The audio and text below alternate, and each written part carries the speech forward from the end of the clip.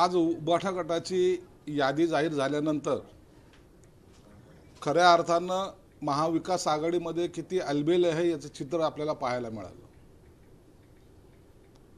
उबाठा गटाने जी काही यादी डिक्लेअर केली त्यामुळे पसरलेली नाराजी पक्षांच्या अंतर्गत सुद्धा आणि पक्षाच्या बाहेर सुद्धा, काँग्रेसने स्पष्टपणे या सर्व बाबीला विरोध केलेला आहे। काँग्रेस बाहेर गेलेली आहे, राष्ट्रवादी कीप ममच्या भूमिकेमध्ये सध्या तरी दिसते। ज्या प्रकाश आंबेडकर साहेबांना यांनी ऑफर दिल्या होत्या 4 जागाच्या 5 जागा केल्या होत्या, ज्यांना यांनी गृहीत धरलं होतं, त्या प्रकाश आंबेडकर साहेबांनी आता अखिल चलोरची भूमिका घेतलेली आहे। म्हणून ही महाविकास आघाडी टिकणार नाही हे पहिल्यापासूनचे जे काही मी भाकीत केलं होतं ते आज सत्यात उतरताना दिसतंय। उबाठा गटाने जे काही सीट डिक्लेअर केलेले आहेत, जे काही आपण पाहतोय, तर मला वाटतं की उबाठा गटाला ह्या मुळामध्ये लोकसभेच्या निवडणुका लढायच्याच नाहीत। त्यांनी जागा कशा विकल्या जातील याकडे जास्त लक्ष दिल्याचं दिसून आलेलं आहे।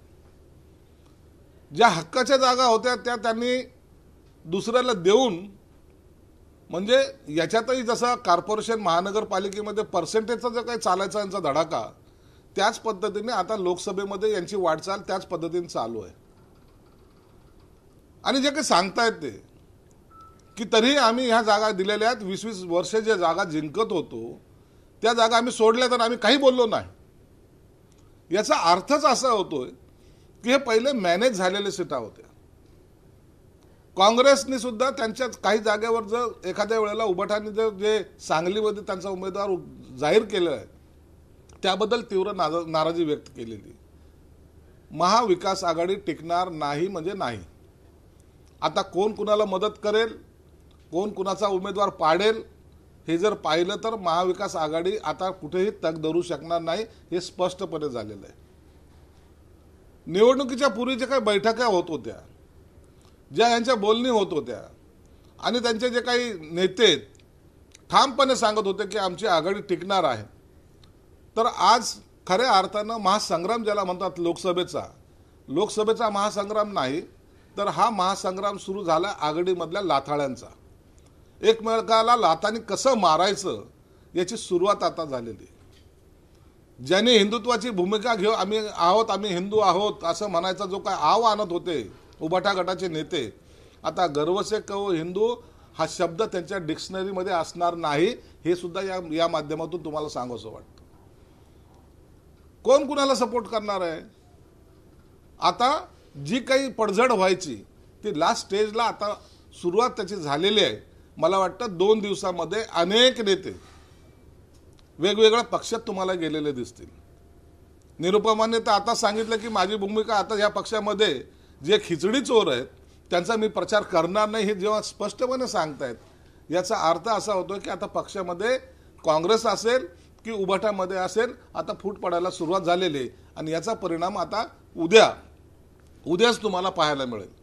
म्हणून महाविकास आघाडीचं आता बिघाडी झालेली हे आता सिद्ध झालेलं आहे। काँग्रेस स्वतंत्र लढेल असं वाटतंय, कारण बाळासाहेब थोरात जे विधिमंडळाचे पक्ष नेते काँग्रेसचे त्यांची प्रतिक्रिया समोर आली। त्यांचं म्हणणं आहे की मुंबईतील काही जागांवर आमची चर्चा सुरू होती, सांगलीच्या जागेवर चर्चा सुरू होती, अशा वेळी या दोन्ही ठिकाणी ठाकरे गटाने उमेदवार देणं म्हणजे कुठेतरी तोडगा निघाला नसताना ही एकतर्फी झालेली घोषणा आहे।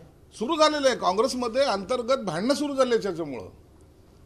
ज्यांना अधिकार नाही, ज्या चर्चा सुरू होत्या, चर्चा सुरू असताना अशा सीट डिक्लेअर करणं हे गैर आहे, हे अनेक वेळेला आम्ही सुद्धा सांगितलं होतं। परंतु आम्ही मोठे आहोत अशा आविर्भावामध्ये उबाठा गटाने जे काही सीट डिक्लेअर केलेले आहेत त्यामुळे आता काँग्रेस यांच्याबरोबर राहणार नाही आणि निवडणुकीमध्ये यांचा प्रचारही करणार नाही, हे जवळपास निश्चित झालेलं आहे। सर, एकीकडे तुम्ही आघाडीत बिघाडीचं सांगत आहात, मात्र महायुतीमध्ये सर्व काही आलबेल असं दिसत नाहीये, कारण धनेश मोठे पाटील आहेत ते शरद पवार यांच्या तुतारी चिन्हावरती निवडणूक लढण्याची आता भाषा करत आहेत। अमोल कोल्हे खासदार त्यांच्या भेटीला गेलेले आहेत, त्यांची समजूत काढण्यात जाईल का महायुतीमध्ये? महायुतीमध्ये एखाद्या जागेवर जर काही नाराजगी असेल तर त्या संदर्भामध्ये तातडीने त्याच्याबद्दलचा निर्णय हे त्या पक्षाचे नेते घेतात। म्हणून वाद हा टोकाला जात नाही। तुम्ही जर महाविकास आघाडी आणि महायुती जर पाहाल तर यामध्ये फरक आहे. आताच युतीचे फॉर्म भरायला गडकरी असतील किंवा आमचा उमेदवार असेल सोबत जाऊन फॉर्म भरलेले आहेत. एक जल्लोष ज्याला म्हणतायत ते महायुतीमध्ये तुम्हाला पाहायला मिळेल आणि आघाडीमध्ये स्मशान शांतता ज्याला म्हणतात ती आता दिसून यायला लागलेली. त्यांचे जे काही प्रवक्ते असतील नेते असतील त्यांना जर तुम्ही पाहिलं तुमच्या चॅनलच्या माध्यमातून जरी पाहिलं तर त्यांच्या चेहऱ्यावर कुठेही आम्ही युती केली किंवा आम्ही युतीमध्ये समाधानी आहोत असं त्यांच्या चेहऱ्यावर सुद्धा दिसून येत नाही. म्हणून नाराजीचा सूर हा प्रचंडपणे या महाविकास आघाडीमध्ये आहे आणि याचा परिणाम या येत्या निवडणुकीमध्ये होईल. प्रकाश आंबेडकरला टाळणं किंवा काँग्रेसच्या जागेवर अतिक्रमण करणं हे जे काही प्रकार झालेले आहेत त्यामुळे या आघाडीमध्ये आता एक वाक्यता राहिलेली नाही.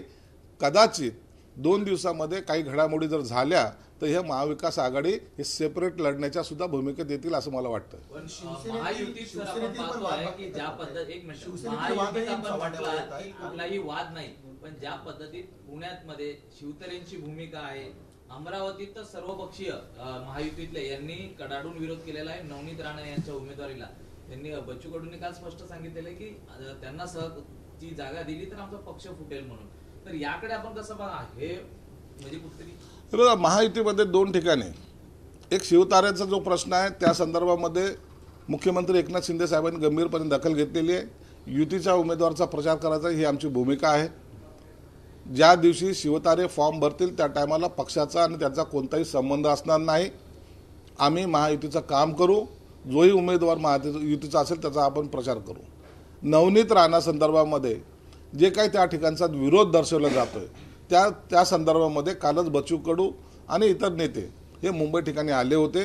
त्या संदर्भामध्ये मुख्यमंत्री आणि देवेंद्र फडणवीस साहेबांनी सुद्धा त्यांच्याशी चर्चा केली.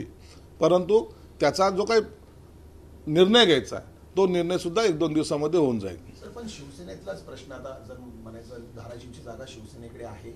तानाजी सावंत यांना विचारणा केल्याची चर्चा होती, मात्र त्यांचे पुतणे त्या ठिकाणी उभे राहायला बघतात आणि तुमचे शिवसेनेचे प्रवक्ते योगेश केदार आता विरोध करतायत की आपल्याच नातेवाईकांना अशा प्रकारे तिकीट देणं चुकीचं आहे, नवीन कार्यकर्त्याला संधी देण्याची गरज आहे. नाही, तसं चालतं. निवडणुकीच्या काळामध्ये उमेदवार इच्छुक असणं वेगळं. जोपर्यंत यादी डिक्लेअर होत नाही तोपर्यंत त्याच्यावर भाष्य करणं योग्य नाही.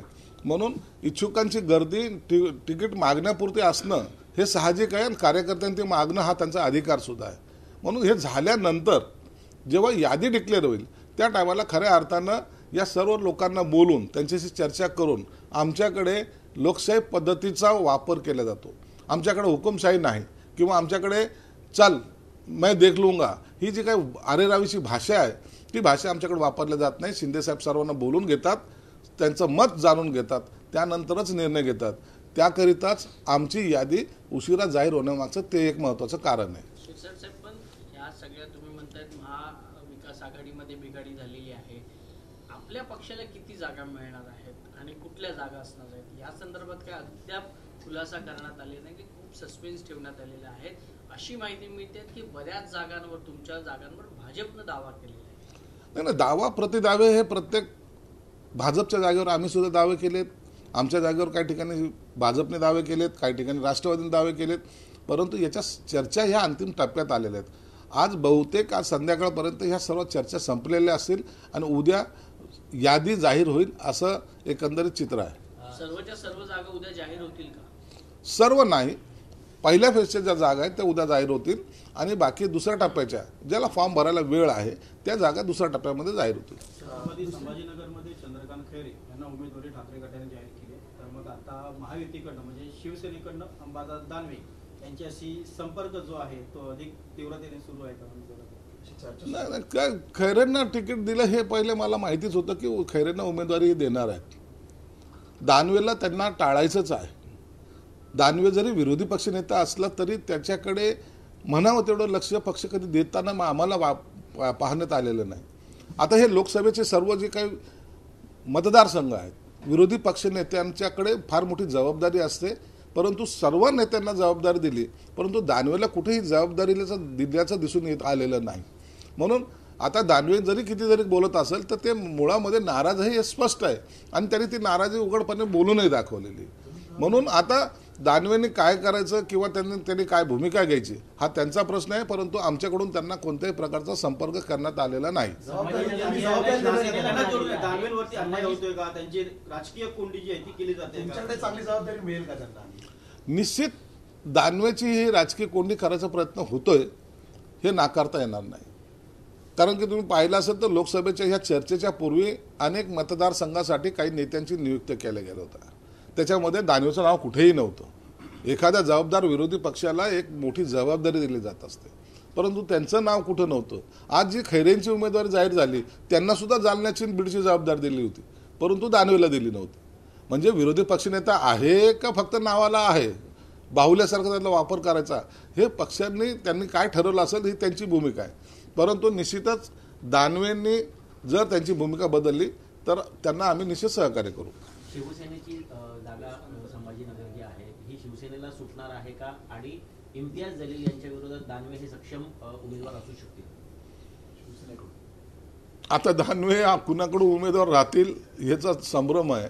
तुम्ही ऑफर कधी देणार का त्यांना, दानवेंना? ऑफर आम्ही देणार नाही. त्यांनी जर मागणी केली तर त्याचा निश्चित विचार केला जाईल, दानवे तुमच्याकडे आले तर म्हणजे विचार केला जाईल त्या बाबतीचा, आणि त्याचा अंतिम निर्णय एकनाथ शिंदे साहेब घेतील. परंतु इम्तियाज जलील हा MIMचा उमेदवार आहे. खैरे ठरल्याप्रमाणे ते उमेदवार त्यांना मिळालेले आहे, परंतु खैरेंची उमेदवारी सध्याला तरी धोक्यात असल्याचं, म्हणजे त्या निवडून येण्याची शक्यता नाहीच नाही.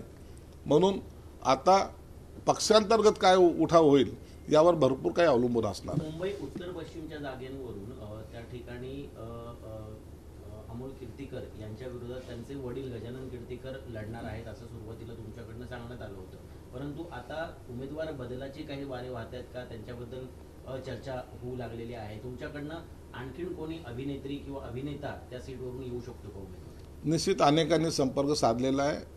कीर्तीकर साहेबांनी सुद्धा, आज सर्वात ज्येष्ठ नेते ते आहेत, परंतु मुलाच्या विरोधात लढणं आणि प्रचार करणं हे त्यांना थोडंसं त्रासदायक किंवा दुःखदायक होतं आहे, आणि म्हणून अनेकांनी संपर्क एकनाथ शिंदे साहेबांनी साधलेला आहे.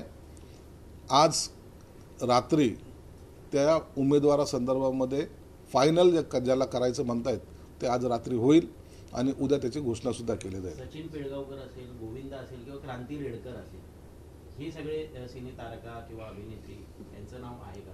ते येऊन भेटून गेलेत का? अनेक जण आलेत. आता त्यांचे नावं आज उघड करणं योग्य नाही. त्यांचं एक स्टेटस आहे.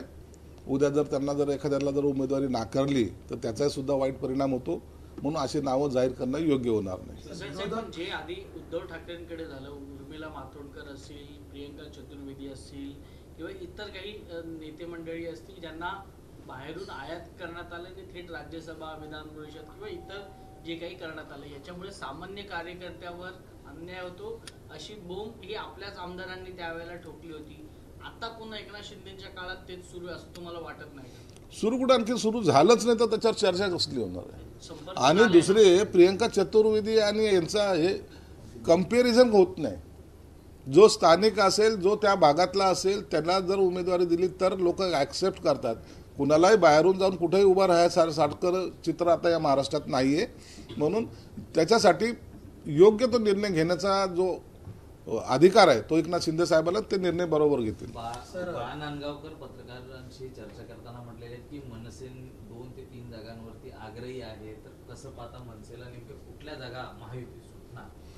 नाही, 2 जागेवर मनसेचा आग्रह निश्चित आहे, परंतु आजच्या घडीला 45+ करणं ही जी काही जबाबदारी आहे महायुतीमध्ये राजसाहेब आल्यामुळं वाढलेली आहे. म्हणून त्यांना कोणती जागा द्यायची त्यांचा निर्णय राजसाहेब, देवेंद्र फडणवीस आणि एकनाथ शिंदे साहेब मिळून घेणार आहेत. मला वाटतं राजसाहेबांचा एकंदरीत काम करण्याची जी पद्धत आहे त्या पद्धतीनुसार एका झटक्यात निर्णय घेणे हा त्यांचा स्वभाव आहे, आणि म्हणून आज पुन्हा त्यांची सुद्धा बैठक आहे असं मी ऐकलेलं आहे, आणि उद्या परवापर्यंत ते नावसुद्धा त्यांचं डिक्लेअर होईल. सर, एकीकडे उमेदवारांची नावं जाहीर होतात, दुसरीकडे अशी टीका विरोधक करतात की जे उमेदवार आहेत त्यांना दाबण्याचा प्रयत्न केला जातोय. म्हणजे अमोल कीर्तीकर यांना ईडीचं समन्स गेलेलं आहे, आज त्यांना चौकशीसाठी बोलवलं आहे. अनिल देसाई यांच्याही व्यावसायिकांना अशा प्रकारचे समन्स गेलेलं, ईडी चौकशी सुरू झालेली आहे. काय तुमची प्रतिक्रिया आहे की केंद्रीय तपास यंत्रणांचा गैरवापर केला जातो हा विरोधकांचा नाही अमोल कीर्तीकरवर पहिल्यापासून त्या ईडीची नोटीस गेलेली आहे. आज दुसरी नोटीस गेलेली आहे. पहिल्या त्या खिचडी प्रकरणामध्ये त्यांचं नाव गोवलेलं आहे. आजच त्याचं उमेदवारी जाहीर झाली आणि मग त्यांना ईडीची नोटीस गेली असा काही प्रकार नाही. हा योगायोग आहे. परंतु त्याच्यामध्ये त्यांनी केलेला भ्रष्टाचार हा समोर आलेलाच आहे. ईडीची नोटीस त्यांना गेलेली आहे, अनिल देसाईंना सुद्धा गेलेली आहे. 50 कोटीचा त्यांना वापर कसा केला, कुठं केला, कसा शिंदे साहेबांनी जे शिवसेनेच्या अकाउंटमधून 50 कोटीचा जो चेक दिला आहे त्याचा यूज यांनी का केला, कसा केला, या संदर्भामध्ये सुद्धा ईडीची चौकशी चालू आहे. म्हणून या चौकशा ह्या थांबणार नाही. इलेक्शन प्रोसेस काही जरी असली तर या चौकशीला समोर त्यांना जावंच लागेल.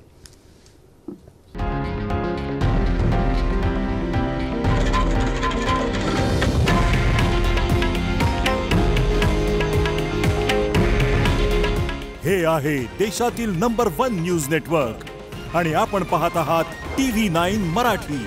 काळजी तुमची, हित महाराष्ट्राचं.